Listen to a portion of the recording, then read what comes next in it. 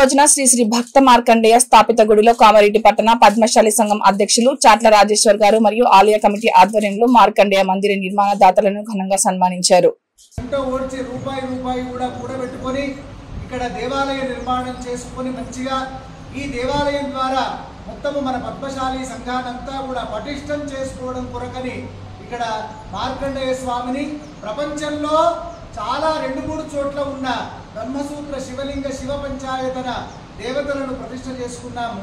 అయితే ఈ ప్రతిష్టానంతరము ఈరోజు ఇక్కడ ద్వితీయ విఘ్నం కాకుండా అభిషేక కార్యక్రమాలు చాలా ఘనంగా నిర్వహణ చేసుకొని ఇప్పుడు ఎల్లుండి ఆదివారం తేదీ ఏంటండి? ఆదివారం 8వ తేదీ ఆదివారం రోజు ఇక్కడ 16వ పండుగ సందర్భంగా విశేషంగా మళ్ళా ఒక సంక్షిప్త పూజా కార్యక్రమం చేసుకొని అందరికీ కూడా మధ్యాహ్నం 1 గంటకు 16వ పండుగ అన్నప్రసాద వినియోగము ఏర్పాటు చేయడం జరుగుతోంది.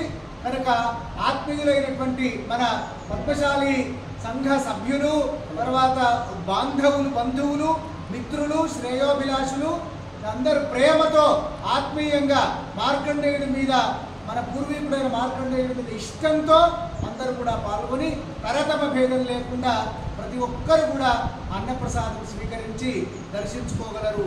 వచ్చేటప్పుడు ఒక కొబ్బరికాయ, ఏవైనా మీకు తోచిన 2 పళ్ళు, పూలు తెచ్చుకొని ఇక్కడ సమర్పణ చేసి అందరూ కూడా 1 గంట వరకు అన్నప్రసాదం స్వీకరించి 16వ పండుగను పూర్తి చేసుకోవాలని అందరికీ కూడా శుభాశీస్సులు అందజేయడం జరుగుతుంది.